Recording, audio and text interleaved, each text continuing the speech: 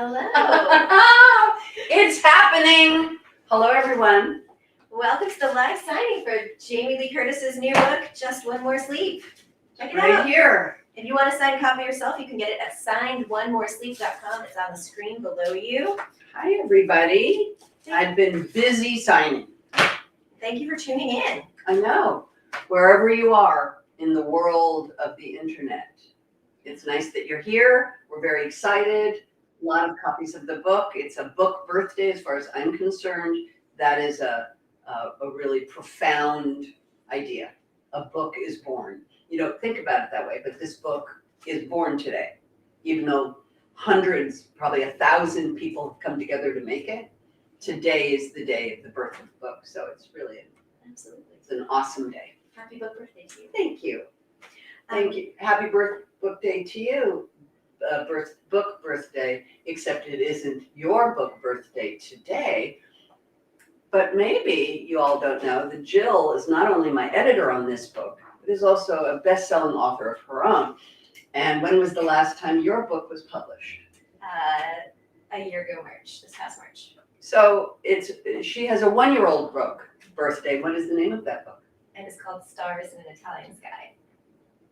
It's not a children's book. I understand, but it's a book, and it was born by you. From your mind, this book was born from my mind with some inspiration from my neighbor. And that's what I wanted to ask you about. Yes.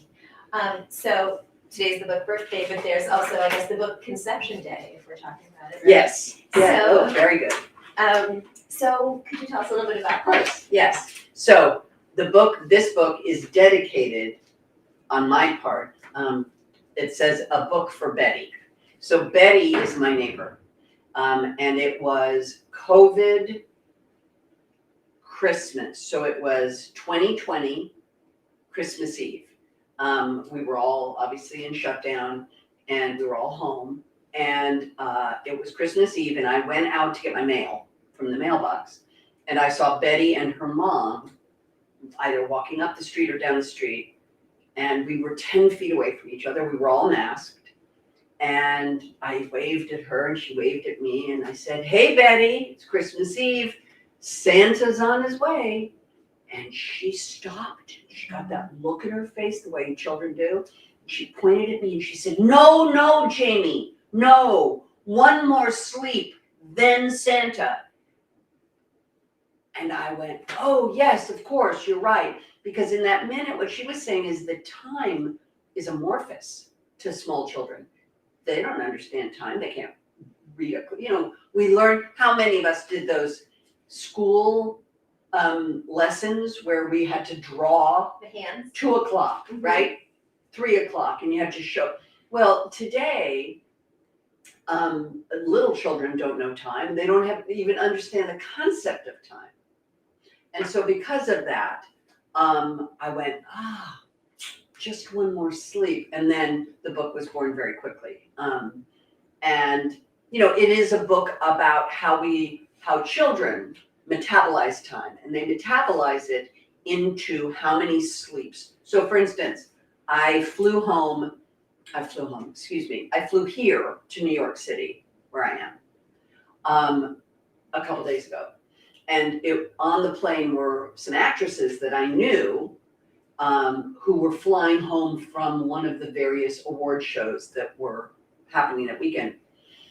And one of them has young children. And she said, "What are you doing in New York?" I said, "I'm promoting my new book for children, Just One More Sleep. Good things come to those who wait and wait and wait." And she laughed. She said, "That's crazy. I called my kids yesterday and said, 1 more sleep, then mommy is home." And I realized we're onto something, that's how young children today really think about time, is how many sleeps. So it's a book about waiting. It's a book about patience. My books always have some other element to it. It's not a lesson book. The best review we got, and we got it very early, I think we got it in October. Yeah, it was super From Publishers Weekly. It said a raucous celebration of celebration. And that's what the book is. It's a celebration of celebrating, but then it's also embedded in it is this idea that you have to wait for those celebrations. So birthdays, holidays, 4th of July, Mother's Day, Father's Day, Halloween, whatever it is, it's a book to help children remember that you have to wait. That good things come to those who wait and wait and wait. And it's just a sweet celebratory story for children. I love it. That's what it is. It is. It's I'm crazy. gonna sign one while you guys talk. Since you have it open, you think you might want to read a little bit from it? Oh, my goodness me. Now I feel like a bona fide author. I will tell you, so I'm an actor. Duh. And I just finished a movie in Las Vegas, and the first day of shooting the movie, when we all gathered in the makeup room at 5:30 in the morning, all of the people, the hairdresser, the makeup artist, the costumer, and me, we all said we couldn't sleep the night before. We were all nervous. We kept waking up and looking at our phones to make sure that we hadn't overslept. Like, we were anticipating it, and we were feeling that first day of school jitters. And I don't remember a lot of my childhood, but I remember that getting ready for that first day of school. That always was such a marker from summer vacation to now school, but also new class, new friends, new stuff, like new teacher. So I'm going to start to read I could read the whole book, but I'm going to start reading it from the first day of school page. So it goes like this. Just one more sleep, then I go back to school. I meet my new teacher. Her mohawk is cool. Science and music, 0 means none. Learning is really lessons in fun. Just one more sleep till I dress up and greet family and friends as we trick and we treat. A ghost and a cowboy, a clown with green hair. My witch's big nose will give them a scare. Just one more sleep and I'm grateful for living safe in my home here on Thanksgiving. I make turkey hands, I gobble pie fast. I'm thankful for family and all the years past. So you get an idea of what it is. It's just the different holidays, be they religious holidays, milestones, Mother's Days and Father's Days, obviously birthdays, factor in a big way. Everybody is a little anxious on their birthday. So it's just marking those times. And I think it's a great book for children, particularly in families, because these are picture books. These are intended to be read by adults to children. Yes, older readers, first graders can read these books on their own and they can sound them out. And I've obviously seen that happen a lot. But predominantly picture books are intended to be a kind of beautiful connection between a parent or a caregiver or a teacher and a child. That there's something magical that happens when you triangulate between the reader, the book, and the child. That there's a beautiful connection point, and it's why parents, it's so crucial that you read to your children. And I know that everybody works, and many of you, it's a struggle because you want to spend more time. But we almost all get that time with our kids where we do bedtime reading or story time. And it's a really beautiful connection. And I feel really quite emotional that that's what these books get to do. Like, I never wrote books to make money, ever. I wrote books because they came to me, and I've had a great success with it. I've been a writer for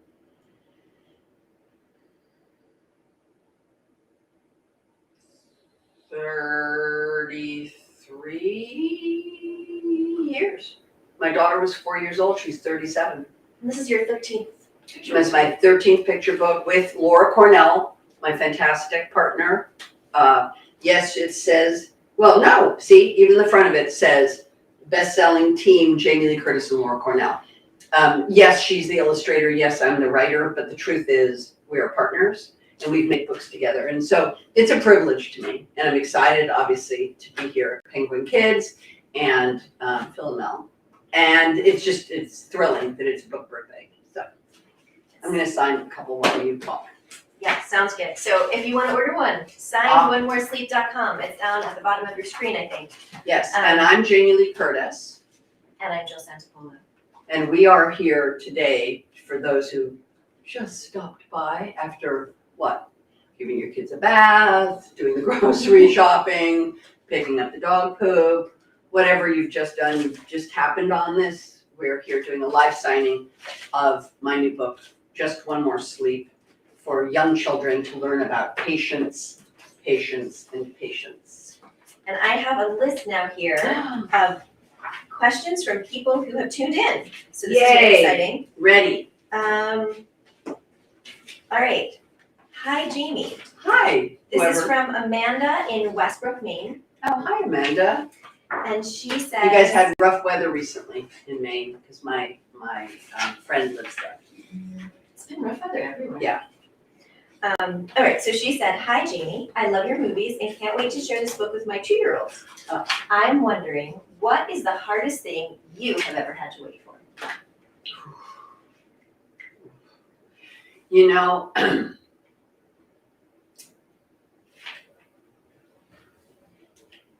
the pandemic put the entire world on hold.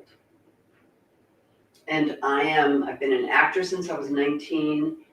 You've known me a short time, but I'm like a worker doer. I mean, I'm just always in motion. And having to stop everything was very hard for everybody. For kids, for their social lives, for me, for all of my work, until they figured out the protocols, until they figured out the vaccines. It took a while. And when I think about like something that I had to wait for, that made me wait, made everybody wait. It was the big universal pause button on much of our outside lives, except for essential workers and, obviously healthcare professionals and the catastrophe of the pandemic. But for those who weren't affected by the pandemic from a medical standpoint, just the cessation of work and then having to then reinvent who we are and how we interact with our children, with our families, it waiting for the pandemic to get controlled so that we could then re-enter our work lives was very hard on teenagers, hard on young kids who weren't going to school, weren't seeing their friends, and it was hard on adults who were then becoming teachers and often caregivers for elderly. The giant pivot that occurred was, I think we don't even know the longitudinal effects of that. I know more about like what happened to my friends' teenagers and really the profound effect it had on them. So that would be, I know that's a little heavy of an answer, but I know it's probably I should do a shorter, funnier one, but that's the truth when you ask me the question. Full sign book. Yeah. Okay, so we have something now here. Oh, this is really a cool one. This is from David in Greensboro, North Carolina. He said, which do you find more cathartic, expressing yourself through writing or expressing yourself by embodying a character through acting? Okay, great question. So,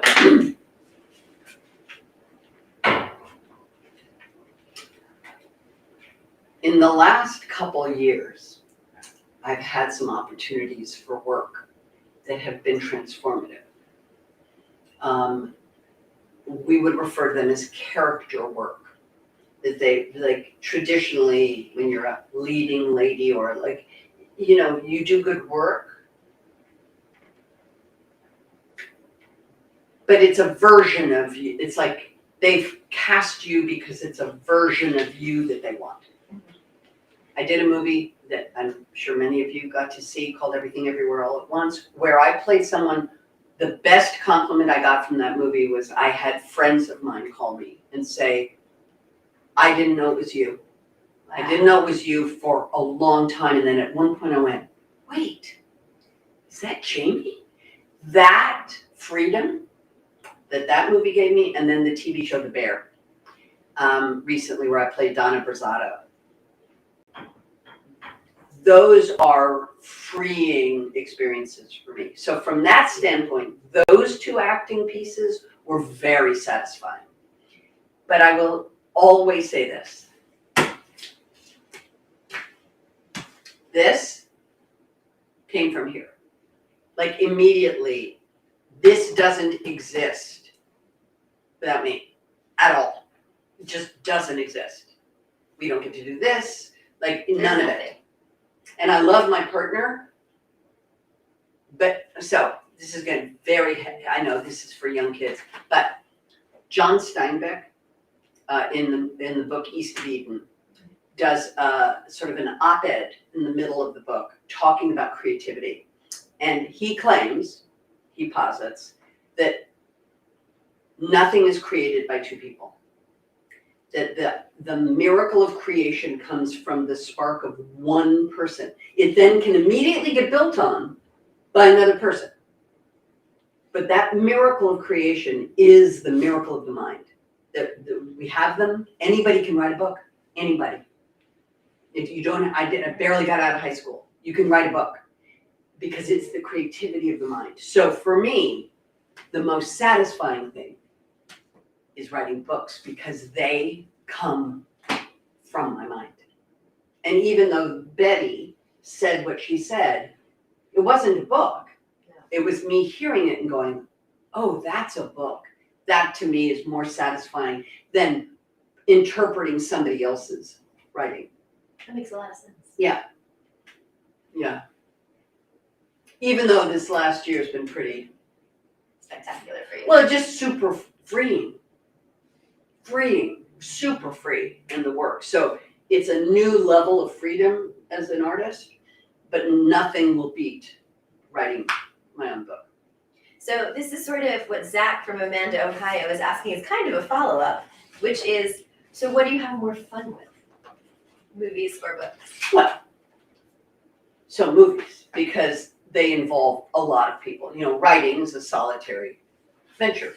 And my books come out in a flow, like I'm a rapper, like I'm a freestyle rapper. Like the idea comes to me and the book just comes out of me, like almost completely as it is when you read it. Whereas the movie business, it is a collaborative art form. It is not an individual art form. It is a collaborative. There are hundreds and hundreds of people that are going to present that work for you. And that then means you're working with hundreds of people, and it can be awfully fun. So writing is not a particularly fun venture because it's very lonely. Yeah. Great question, though. I can't remember what I've signed and haven't. don't know. You haven't signed these. Should I move you? No, I'll grab. Oh, no, see, I have signed it. Yeah, here. Trade these. Okay, trade these. What are you, 12? What are you, 12, Jill? You're getting me in the, children's book mindset. Okay. Check this one. Let's see, did you do this one or not? We don't know. It's a mystery. It's an actual mystery note. Thank you. And for anyone who's just joined us. Hello, I'm Jamie Lee Curtis. And I'm Jill Santapolo, and we're here for Jamie's Just One More Sleep book birthday. It's a book birthday, which is a joyous day in the universe. And if you want a signed copy, which Jamie is signing right now as we speak. I'm signing a lot of them.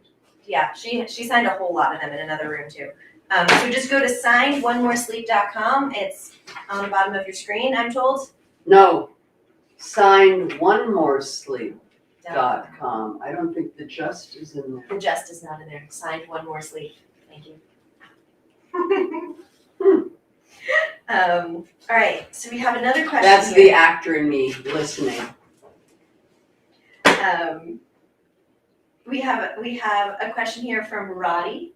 in Johnson City, Tennessee, who says, your book offers a strategy for kids to navigate waiting, but adults have difficulty waiting too. What is your advice to them?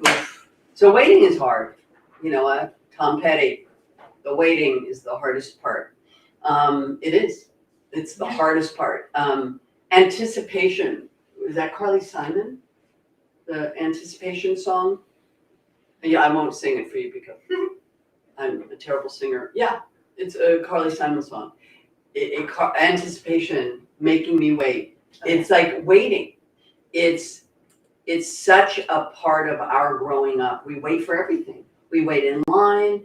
We wait our turn. Like young people, young children. In one of my books for children, it was, I don't remember which book it was because I've written a few, but it talks about learning how to wait in line, waiting for your turn. Waiting for your turn takes patience.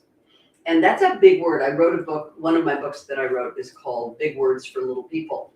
And it's a book about big words like patience, which we say to children, you know, you have to be patient, but they don't really understand what it means. So waiting, it's hard to wait. And I actually think it's hard to be little. I think it's hard to be 3 and 4 and 5 and 6. And in fact, one of my books for children is called It's Hard to Be 5, Learning How to Work My Control Panel.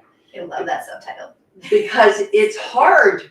And believe me, my publisher at the time, they were not keen on having a book called It's Hard to Be 5 because it makes it sound like you don't want to buy a book called It's Hard to Be 5. But the truth is it's hard to be 5. And so patience is part of that. And so, you know, I just think it's difficult for adults.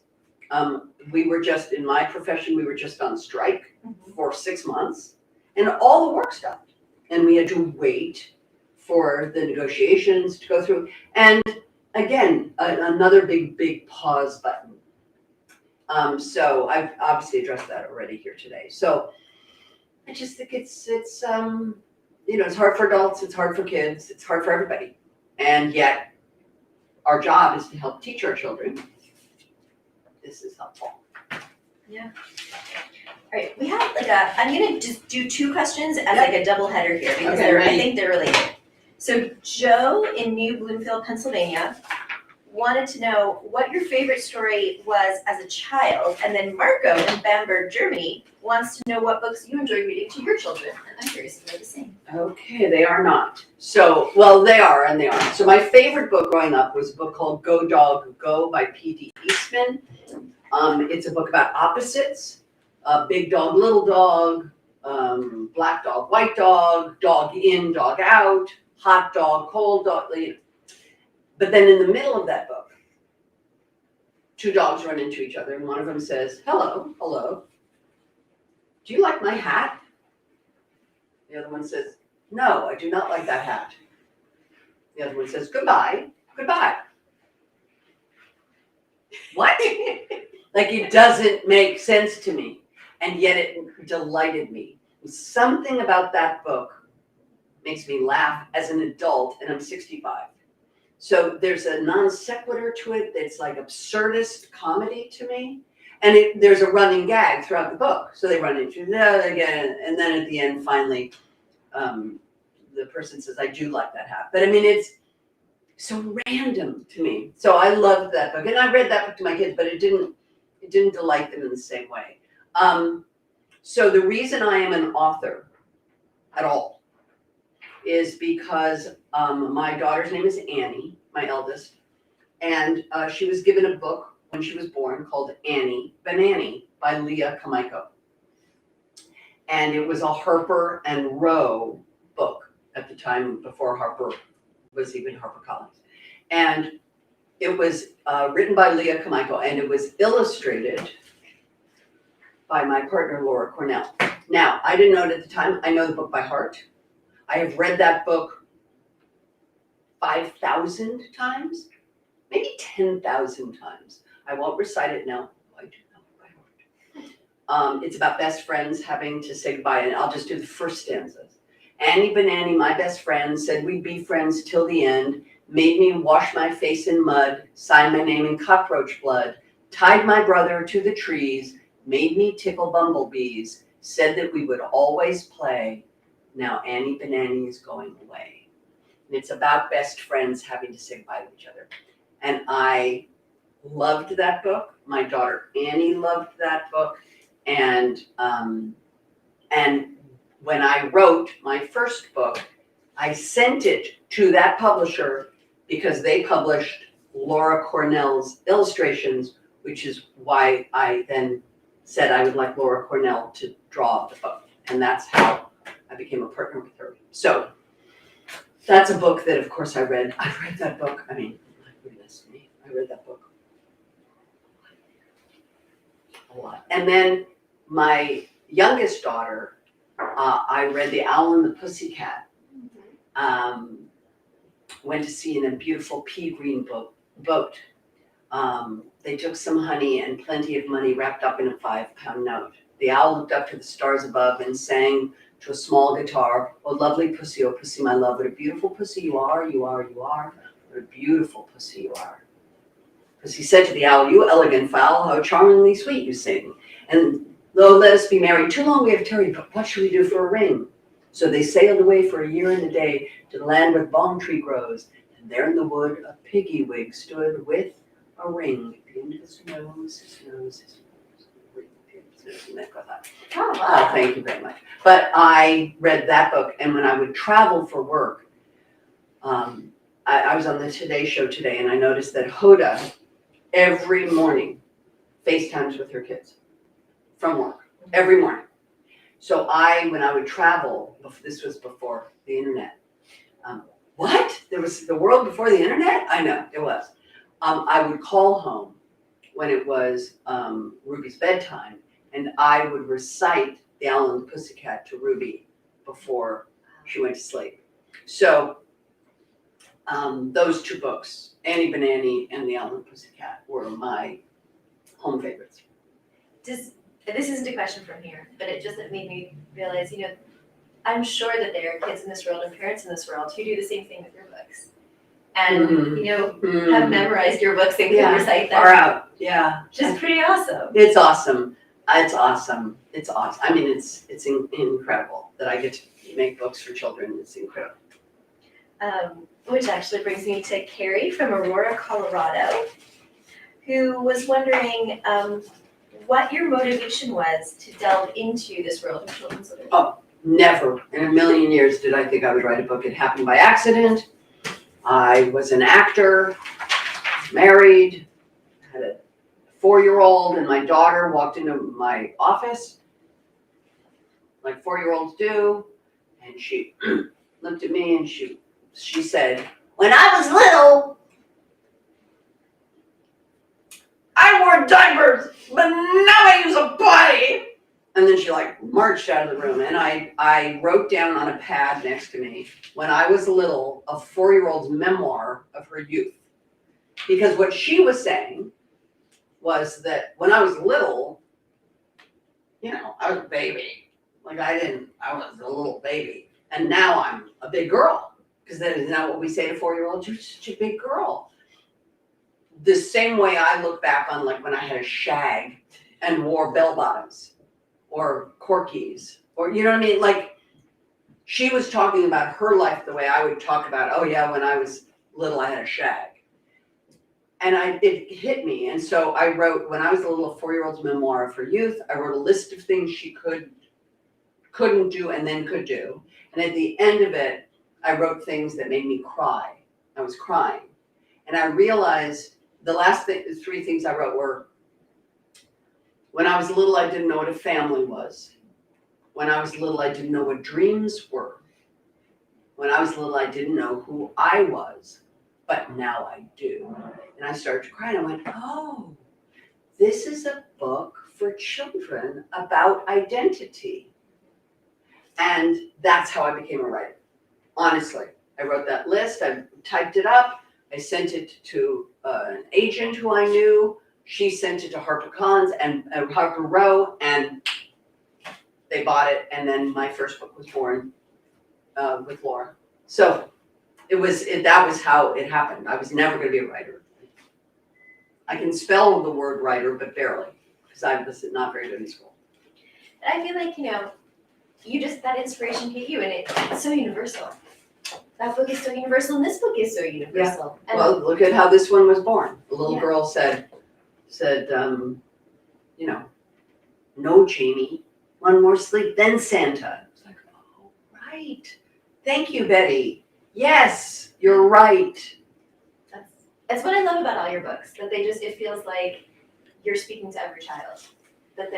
Thank you. That is. Well, I think I'm very immature. Are we doing the speed round? Oh, yeah, we have a speed round. Would you like to do the speed round? I do. I'm ready. Alright. Here we go, speed round. All right, this is 22 questions in 2 minutes. Can you do it? Okay, who's timing?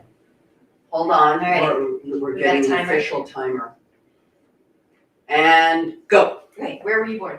Los Angeles. Who would you want to play you in a movie? Don't know. What was your first job?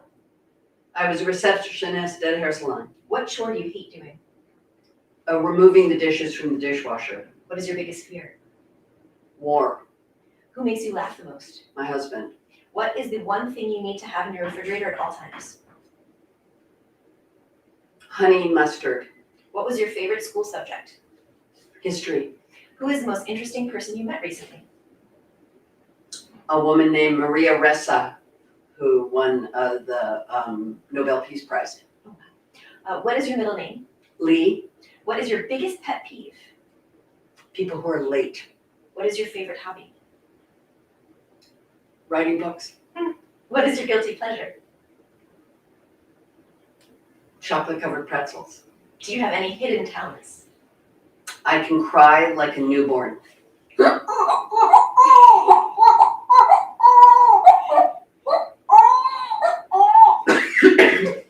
Sorry. I sound like a newborn. Sorry. Okay, I think we need to get to add some seconds. For I know, that. sorry. Okay. Give me a 10-second credit. What color is your toothbrush? Like tortoise shell color. What are your pets' names? Rooney. What is your favorite word? I can't say it. A children's thing. What is the last album you bought or streamed? Brandy Carlisle. What is the last gift you gave? A book. What cause is dear to your heart? Peace. What is your greatest achievement? My children. No, actually, I'm going to take that back. Because they're not my achievement. They are their own achievement. My sobriety is my greatest achievement. Where do you want to go that you've never been? Egypt. Ooh, And that was you did it. forceful. That was 22 seconds. Did we do it in 2 minutes? No, we did. We did because she gave me a credit Nice. for crying like a baby. Oh, that was exhausting. That's hard. That was nerve-wracking. I'm feeling very unnerved. But are we done? Are we done? We're just Did we gonna do say well? Thank you. Thank you for everyone for Thank joining you guys. us today. Thank you for coming. I hope this was fun. I enjoyed writing it. I'm so excited that the book is born today. Thank you, Jill, for all of your hard work and your team for creating the beautiful design and all the choices and all the hard work that you put into it. It's truly our pleasure. And it's a book that I think you will be reading with your family for a long time. There are a lot of celebrations in life. That's the kind of thrilling part of life, is that there are sad things and hard things, and then there are a lot of joyful things. And this is a book about the joy of things and celebrations and kids. And so I feel like it's going to be around for a long time. And if you want to celebrate by giving somebody a copy of this book that is signed, Oh, then you can you go can go to to signedonemoresleep.com. Get yourself a copy. boom. Thanks, everybody. Be safe. God bless you. Bye.